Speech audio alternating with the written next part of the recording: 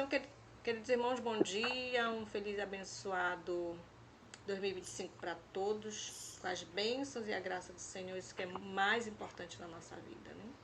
E nós vamos continuar nossa leitura, lendo o capítulo 10, que tem como tema conhecimento, e quem vai passar esse assunto para nós é a nossa querida irmã Kelly Costa, da Associação ABA. Com ela a palavra. Seja bem-vinda. Amém. Obrigada. Bom dia, paz do Senhor, que seja com todos. Com o auxílio do Espírito Santo de Deus, nós vamos aprender mais sobre o que o Senhor deseja para nós, né? Então, hoje nós vamos aprender sobre o capítulo 10, que é conhecimento. O texto que foi lido para a base da nossa oração é que se alguém tem falta de sabedoria, peça quem? Ao Senhor. Então, nós vamos ver que tratar com mentes humanas é a mais bela e a mais difícil obra já dada aos seres mortais, né? E nessa obra, né, os que se empenham nessa obra devem ter discernimento, boa faculdade de discriminação, sabedoria, e é por isso que nós estamos aqui para aprender. E a independência mental, que é diferente da precipitação. Tem pessoas que são precipitadas, mas tem outros que eles são convencidos pela palavra e eles de propósito, de maneira intencional, eles têm sabedoria, eles têm firmeza naquilo que eles aprendem e é diferente da precipitação. E é uma opinião cautelosa, com cuidado. Esse é o verdadeiro conhecimento, é a independência mental e não deve ser abandonada facilmente, a menos que se prove, né, que estamos em erro pela palavra. Essa independência manterá o espírito calmo, estável, e entre os inúmeros erros que prevalecem nesse tempo, essa mente será calma e estável. E também a considerar cuidadosamente as evidências. A pessoa que tem uma independência mental, ela não é levada facilmente por qualquer vento de doutrina. Ela tem uma estabilidade espiritual. Ela não é como a folha levada pelo vento.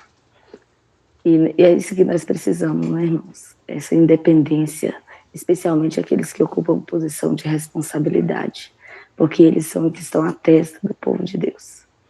E não serão arrastados por outros para qualquer lugar, né, para qualquer doutrina e qualquer vento de doutrina especificamente. E eles são firmes e têm um conhecimento em todas as circunstâncias, não tem dúvida sobre o que devem fazer. A tarefa de lidar com as mentes humanas é muito exigente, né? O homem custou um preço infinito ao céu, o sangue de Jesus Cristo. E os pais, professores e os pastores, eles devem ser cuidadosos no trato para com essas mentes, porque é uma obra muito bela, é uma obra muito importante.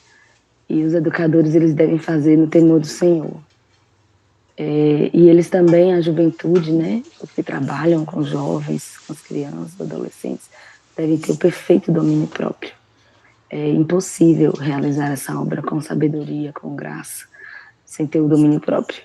Destruir também a influência de alguém sobre uma alma, quando a pessoa, ela para destruir isso pela impaciência, pela forma indevida de tratar, né, é muito fácil. Porque é um terrível, né? É um erro enorme, a supremacia, né? E a impaciência, o meio de perder para Cristo uma alma é esse, né? O desejo de supremacia e impaciência, de que sua vontade seja dominante a qualquer custo. Então, o que nós precisamos aqui aprender aqui é que tratar com mentes jovens é um desafio, né? Diz que essas mentes podem se tornar deformadas por uma orientação imprudente e o dano causado pode nunca mais ser reparado completamente, né? Então, a religião de Cristo, a verdadeira religião, controla, né, a educação e o preparo dos jovens. E o exemplo de Jesus é o que nós temos, né, de abnegação, de bondade, de sabedoria, longânimo amor. É uma repreensão àqueles que lidam com as mentes jovens de forma impaciente, né? Sem domínio próprio, sem trato. E pergunta que Jesus faz é que vocês não estimam o preço pago por essas almas? O preço que Jesus pagou, né, por elas. Aqui também diz que o médico encontra todos os tipos de mentes, né, pessoas de variadas características, temperamentos, e ele precisa ter sabedoria para lidar, e ele precisa de conhecimento diário, cultivar a cortesia, o apuro das maneiras, deve ter uma mente que se associa com todas as espécies de mentes. E as impressões que ele dá representa e reflete a instituição que ele participa, né? Então nós devemos ter muita sabedoria, especialmente os nossos irmãos que trabalham nessa área, né? De tratamento, de medicina com saúde, para a saúde, eles devem ter essa sabedoria para cultivar e o trato e a cortesia. A paciência e a sabedoria são necessárias, né? Porque os pastores devem ser cautelosos, os pais, os professores, aqueles que estão em erro. Devem fazer o seu trabalho confiando que Deus dará, né, o seu Espírito Santo, àqueles que o pedirem e às mentes indagadoras da verdade. Deve ter paciência e prudência ao lidar com as mentes humanas. Lembrando que elas foram pagas, né? E essas pessoas, elas produziram, né, as circunstâncias que elas viveram. Tem pessoas que vieram de circunstâncias muito difíceis. E foi essa circunstância que produziram esses traços individuais, né? E os pastores, os professores, os pais devem guardar-se a si mesmos para que o próprio coração alcance a supremacia, né? Devem guardar-se a si mesmos para que o próprio eu alcance a supremacia e Jesus seja deixado de fora. Nós precisamos disso, para que Jesus seja o centro e não o nosso eu, nosso ego, né? Indisciplinado e insubordinado. O amor de Jesus abre os caminhos. Unicamente Cristo conhece o caminho ao coração do homem, ao meu e ao seu coração. E é através do amor, da paciência, da sabedoria, que vem de Cristo, que nós podemos alcançar esses corações. Então, esse pensamento, sou mais santo que você, né, não é correto. Se afastar dos pecadores. Então, nós devemos receber o amor de Deus através do seu Santo Espírito.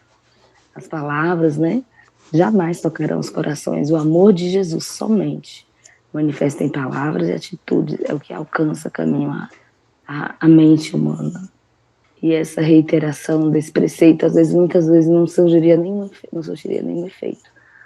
E somente pelo amor, manifesta em palavras e em atitudes, é que pode, às vezes, derrubar essa barreira, né, de preconceito, que às vezes o argumento e o preceito não encontraria acesso.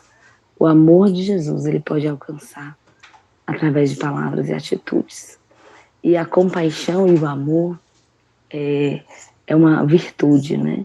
E nem todos possuem essa aptidão para corrigir os que estão errados, não têm sabedoria para lidar com a justiça e a misericórdia ao mesmo tempo, não conseguem ver a necessidade de misturar, né, o amor e a compaixão, a fiel repreensão.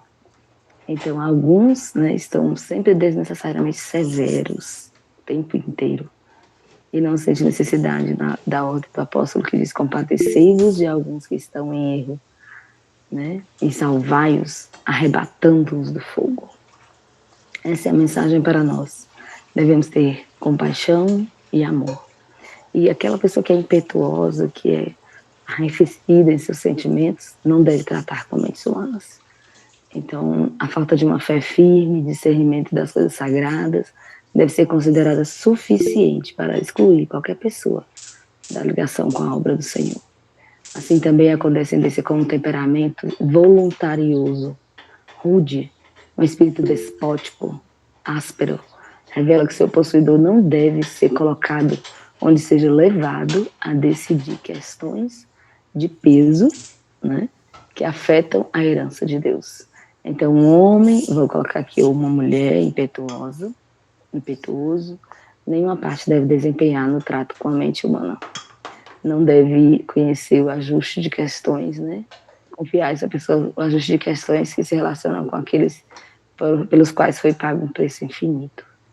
Então, se puser a manejar homens, eles feriria e magoará essas mentes, né? Não tem o tato, não tem a delicada sensibilidade comunicada pela graça de Cristo. O próprio coração deles precisa ser abrandado pela verdade. Para isso, né, eles lidarem com mentes humanas. E a palavra de Deus, não sou eu, diz que o coração de pedra deles precisa se tornar um coração de carne. Então, pessoas impetuosas, voluntariosas, sem um espírito despótico, né, severo, ele não deve lidar com mentes humanas. Primeiro, ele precisa que o seu coração, o meu coração, possa se transformar num coração de amor, de tato, de sabedoria, para que a gente possa lidar com as mentes humanas. O nosso coração de pedra precisa ser transformado. As qualidades necessárias à compreensão das mentes humanas, nesse capítulo, a irmã White, ela dá um conselho a um comportor. Diz que há mais dificuldade na obra da comportagem do que em alguns outros ramos de comércio. Mas a dificuldade, as disciplinas adquiridas, né, mediante as dificuldades, nos habilitarão para outros campos de utilidade. Isso é uma realidade, né?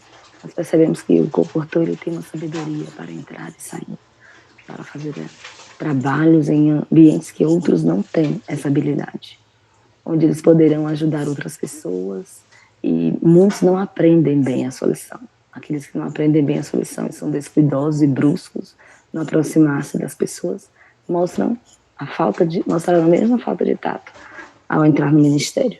Então, o comportor que ele sabe entrar numa casa pela primeira vez, que ele sabe conversar, que ele sabe falar, ele sabe entrar e sair, ele vai ter sabedoria para lidar com as mentes no ministério.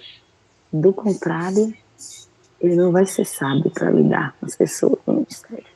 Então, digamos que a comportagem é uma obra de treinamento, né, para que o comportor, quando ele aprende a lidar com tato e sabedoria com as pessoas que às vezes ele não tem convívio, o primeiro momento, talvez seja aquele o único momento, né, no caso de quando as pessoas não concretizam a venda, não efetuam a compra, de fato, é aquele primeiro e último contato que a pessoa vai ter. Aquele contato a pessoa não tem sabedoria para entrar e sair, sem ser brusco, né? Sem tato, ele não tem capacidade de trabalhar na obra de Deus, ele não vai ter sabedoria para quando ele entrar e sair no ministério. E muitas vezes a gente lida com pessoas impulsivas, impacientes, e orgulhosas e presunçosas. Nós todos somos chamados a aprender a lidar com essas pessoas. E essa obra de lidar com mentes humanas, que é a obra mais delicada já confiada a seres mortais. Então, irmãos, quando eu leio isso aqui, eu preciso aprender. A obra mais delicada, mais sensível, mais fina. É como se fosse um neurocirurgião, né? Vamos colocar aqui na medicina. Exige um tato, uma habilidade, um médico cardiologista, um cirurgião cardiovascular. E aí ele vai, igual aconteceu aqui com o nosso querido irmão Nilson, né? Ele foi passado por um procedimento muito delicado, muito sensível. Exige muita aptidão, muita perícia. Então, para nós que lidamos com mentes humanas, os pais, os professores, os pastores, eles precisam dessa perícia, porque isso é a obra mais sensível, mais delicada, confiada a seres mortais. Nós precisamos dessa perícia, dessa sabedoria, porque precisamos do auxílio do Espírito Santo constantemente, a fim de executarmos devidamente a sua obra. Haverá grande variedade de caracteres e educação, e o professor enfrenta, né, o impulso, o orgulho, a impaciência, o egoísmo e a indevida presunção. Então, quando a gente lida com essas pessoas presunçosos, impacientes, orgulhosos, né, nós precisamos da sabedoria do Espírito Santo. E aí que nós precisamos também de um dos frutos do Espírito Santo, que é o domínio próprio, porque é o que dá o equilíbrio emocional a cada um de nós quando lidamos com essas mentes.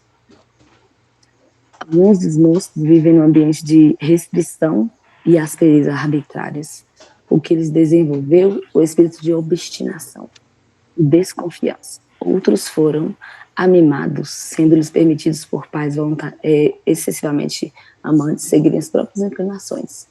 E os pais, às vezes, têm desculpados, né, os seus defeitos de caráter, até que for deformado. Que é uma questão muito complicada, né? Por exemplo, pessoas que estão sempre sendo vigiadas, sendo um ambiente de restrição constante, de severidade, de arbitrariedade. Essas pessoas, elas têm desenvolvem um espírito de obstinação, de contrariar tudo, de questionar tudo, de não se submeter, né, à palavra de Deus. E, do outro lado, tem um espírito também de mimar os filhos, né, ou aqueles a quem são lidados. No caso aqui, são os pais, diz que são excessivamente amantes dos filhos, né? Eles não educam os filhos de forma sábia, equilibrada, mimando eles, desculpando seus defeitos, até que o caráter fica deformado. E aí é mais complicado você lidar com um adulto, né, que foi mimado, porque ele não sabe arcar com os próprios erros, não sabe resolver os próprios problemas, ele não tem autorresponsabilidade e ele coloca a culpa de todos os seus erros nas circunstâncias, nas pessoas, em tudo, menos nele próprio. E isso é terrível, porque uma pessoa dessa, ela nunca vai se arrepender e nunca vai se converter. Aquela pessoa que não é responsável pelas suas atitudes, que ela não se responsabiliza pelas suas escolhas, sempre desculpando as circunstâncias ou as pessoas como causa do seu comportamento errôneo, ela não vai ter motivo para se arrepender, ela nunca estará errada. Então, assim, é muito sério isso. Nós não devemos mimar os nossos filhos. E são necessários paciência, tato, sabedoria para lidar com isso, com as diferentes mentalidades. O professor e os pais precisam de tato, delicadeza na direção, ao mesmo tempo que a firmeza. Então, existe um equilíbrio do Espírito Santo. Sabedoria, tato, delicadeza, ao mesmo tempo que firmeza no governo. Então, manifestar-se-á muitas vezes o desgosto, né, o desdém para com os regulamentos, os jovens, as crianças, e também alguns, eles esquivam dos castigos, né? Eles têm uma habilidade, né, mestra para fazer isso. E outros exibirão indiferença e pouco caso para com as consequências das transgressões. E exige a paciência dos educadores. Paciência e sabedoria para lidar, né? Então, e a gente vê isso, né? Quando lidamos com crianças e jovens, muitos manifestam, né, essas características. Eles não se importam com as consequências das transgressões, outros são indiferentes, né? Esquivam-se dos castigos e desdenham dos regulamentos, né? Não se aproximam do que Deus deseja. E o procedimento que deixa irreparáveis cicatrizes e feridas é a falta de tato e sabedoria para lidar com as mentes humanas, né? Quando o professor vai ensinar, se ele não tiver o amor de Jesus, ele não vai cumprir com eficiência o seu trabalho. Eles não estarão habilitados a assumir responsabilidades para lidar com aqueles que estão sobre a sua responsabilidade. Eles mesmos carecem da elevada educação. O próprio coração insubordinado luta pelo controle. E essas pessoas não devem se sujeitar às mentes de crianças e jovens dessas pessoas. Porque essas pessoas deixarão cicatrizes irreparáveis. É o que está escrito aqui. Então exige muita sabedoria e tato. Exige a mais delicada discriminação para lidar com mente jovem. O mais fino discernimento. Então todo aquele que trabalha com jovens, ele precisa dessa sabedoria que vem do Espírito Santo. É como a gente falou outra hora aqui. Por quê? Porque aquele que trabalha com jovens, ele deve aprender muito, viver muito perto de Jesus, para que ele possa ser contagiado com esse amor, com esse espírito de Cristo, que é sábio, que é firme e é gentil, que é amoroso e é, assim, correto, não abre mão das regras, porque é o que nos mantém dentro dos limites da vontade de Deus. Então, se não houvesse necessários os mandamentos de Deus, não, as regras de Deus para nós andaríamos sem destino, em caminhos de perdição. Então, ao mesmo tempo que existem a firmeza, existe a delicadeza, o tato junto com a sabedoria. E essas pessoas, elas precisam estar muito próximas de Cristo para receber esse equilíbrio, né? E o elemento pessoal é indispensável. Nós vemos no ministério de Jesus, em todo o verdadeiro, né, ensino, ele tinha o elemento pessoal. Jesus tratava os homens assim, pessoalmente. Os 12 estavam com Jesus no seu ministério, pessoalmente aprendendo de Jesus. Nicodemos foi alcançado pessoalmente pelo ministério de Jesus. Jesus chamou e ele teve uma entrevista pessoal com Cristo. A mulher samaritana da mesma forma. Jesus, ele desviou, né, talvez de outro trajeto, de outros planos para ir por outra estrada para que encontrasse a mulher ali no poço ao meio-dia, para ter com ela uma entrevista pessoal. Então isso é muito importante. E muitas vezes abriu-lhes os mais ricos tesouros, né? Viu neles a mente aberta, o espírito pronto para aprender. Ele fala aberta, o Espírito Santo fala diretamente a cada espírito. E Jesus falava diretamente a cada espírito, a cada coração. Então, nós, enquanto pais, enquanto missionários de Cristo, que lidamos com mentes humanas, isso é importantíssimo, o mistério pessoal com cada alma, o trabalho pessoal com cada alma, a visitação, a oração, o estudo da palavra, pessoalmente, faz muito, muito efeito. E é uma diferença, e é algo que é insubstituível. O excesso de trabalho desqualifica as pessoas para lidar com as mentes. Por quê? Porque as energias, né, não são conservadas na melhor condição possível. Para que possamos ter influência, ter paciência, ter sabedoria, nós precisamos ter cuidado com as nossas energias, conservá-las na melhor condição possível. Quando o professor tem suas forças físicas enfraquecidas por enfermidade ou excesso de trabalho, deve cuidar da saúde.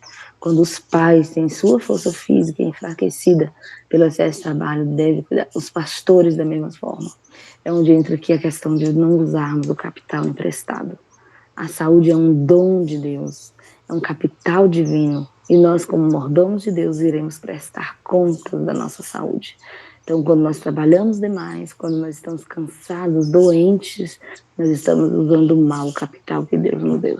E nós não teremos paciência, tato e habilidade para lidar nem com as dificuldades que sobrevêm a nós, com as pessoas que virão a nós, os egoístas, os presunçosos, os orgulhosos e etc, e vários tipos de caráter. Quanto mais, né, com as dificuldades deles para instruí-los no caminho da justiça. Então, é o conselho para aqueles que estão trabalhando demais, estão doentes fisicamente, tomar tempo para recreação, junto à natureza. Também tomar tempo, tomar sobre si as responsabilidades, né? De cuidar da saúde e de restabelecê-la pelos métodos, né, que forem necessários, especialmente os meios que Deus deixou. Então, diz que não devemos permitir que a nossa saúde esteja desequilibrada, seja ela física ou emocional. E nós estamos vivendo uma realidade, né? O tempo que nós estamos vivendo é uma realidade. Muitas pessoas enfermas físicas, mentalmente, emocionalmente. Muitas pessoas com depressão, com crise de ansiedade e com outros transtornos. Então precisa-se haver um olhar atento para que possa restaurar essa saúde pela graça de Deus. E é nossa responsabilidade, enquanto pais, professores, ministros e missionários, cuidar da saúde física e mental, para que possamos ter um equilíbrio para lidar com as mentes. Não dizer a verdade em todas as ocasiões, nem sempre nós precisaremos falar, né? Poucos apenas do que fizeram sociedade com o mundo estão preparados para ouvir uma apresentação dos fatos ao seu respeito. E, na verdade, né, que as pessoas não têm condições de ouvirem as verdades a ser ditas a seu respeito. Pessoas difíceis de lidar, pessoas com defeitos de caráter, se a gente for falar para elas, for confrontá-las, elas não têm condições, elas não têm estrutura para que possam ouvir essas verdades. E a verdade, tal qual é, nem sempre deve ser dita. Há uma ocasião adequada e oportuna para falar, quando as palavras não ofendem. Então, irmãos, quando passamos por dificuldades, né, com pessoas impacientes, irritáveis, egoístas, pessoas que só procuram a gente quando elas têm necessidades, mas quando elas não têm, assim, necessidade da nossa ajuda, elas têm interesse na nossa utilidade, né? Não na nossa amizade. Então, e às vezes sobrecarregam, e pessoas que são irritáveis, e a gente não trata com essas pessoas, se a gente for falar a verdade com elas, a gente vai ofendê-las, né? Então, agora a gente precisa saber o quê? Primeiro, a gente precisa lidar com os nossos sentimentos, com os nossos problemas, quando elas trazem essas irritações para a gente, acaba nos levando, nos engolfando até certo ponto nesse estado de espírito, a gente precisa lidar primeiro com os nossos sentimentos. Porque quando falamos palavras que ofendem, aí agora a responsabilidade é nossa, é minha responsabilidade. Porque eu sou responsável do que sai da minha boca para fora. Eu não posso ser crítico, eu não posso ser severo, eu não posso ofendê-lo, mesmo que ele esteja errado. Porque nós precisamos ter o nosso sistema nervoso equilibrado, né? E pedir a Deus um domínio das emoções, um espírito calmo, os meios estáveis, uma disposição animosa, feliz, para que ao confrontarmos essas pessoas, depois de passar do primeiro momento da raiva, né, do choque que recebemos quando lidamos com mentes assim, né, nós possamos falar sem pecar, né, sem constranger, de forma a pecar contra o Senhor, ofendendo. Nós não devemos ofender. O constrangimento deve vir do Espírito Santo, não das nossas palavras duras, né? Frisando talvez o nosso espírito irritado. Então, Jesus compreende a humanidade e ele se compadece dos sofrimentos. E é esse espírito que nós devemos ter quando lidamos com as pessoas, principalmente as pessoas difíceis. Cristo, ele conhece a nossa alma, as nossas necessidades, as nossas provações e sabe da circunstância que perturba o nosso espírito. Então, se você está passando por uma situação, recentemente eu tive uma oportunidade. Eu falo que essas pessoas difíceis, circunstâncias difíceis, são oportunidades de domínio próprio. E aí eu passei por uma situação. Meu esposo também estava na mesma circunstância. E assim, é uma situação que perturba o espírito, né? E o que eu fiz? Eu falei, Senhor, eu entrego a situação em tuas mãos. Eu não vou absorver e eu peço que o Senhor leve de mim. Eu não vou me chatear, eu não vou revidar E eu já estava estudando o assunto, né? Esse assunto. Então, assim, o Senhor, a gente precisa, irmão, dedicar tempo para estudo da palavra de Deus. E quando eu preparando esse sermão, estudando o assunto, me aconteceu uma situação bem assim, foi bem pontual. E eu falei, Senhor, eu entrego a Ti essa situação. Não vou absorver. Então, imediatamente eu entreguei a situação ao Senhor. E eu pedi ao Senhor que cuidasse disso. E o meu coração ficou em paz, ficou limpo. Não consegui guardar raiva, respondi respeitando, né? E fazendo o que o Senhor quer. E eu ainda falei para a pessoa, falei assim, quando você precisar, eu estou aqui. Mas eu entendo você, respeito a sua decisão, e eu estou aqui. Não vou te incomodar mais. Então, eu acolhi a escolha da pessoa e falei para ela, eu entendo e respeito a sua decisão. Eu não vou te incomodar mais, mas caso você precise, eu estarei aqui. E o meu coração ficou aliviado. Então, assim, só pelo poder de Deus, irmãos. E eu estava estudando esse assunto, e eu entendi esse assunto, mas completamente, porque eu passei por uma situação durante o preparo desse sermão. Então, assim, nós precisamos realmente entregar, né? O Senhor, ele compreende, né, os que mais sofrem. E essa pessoa em específico, ela está passando por um momento de sofrimento. Então, diz que essas pessoas precisam de mais simpatia, piedade. Elas recebem isso do Senhor. E nós precisamos devotar também a elas esse sentimento.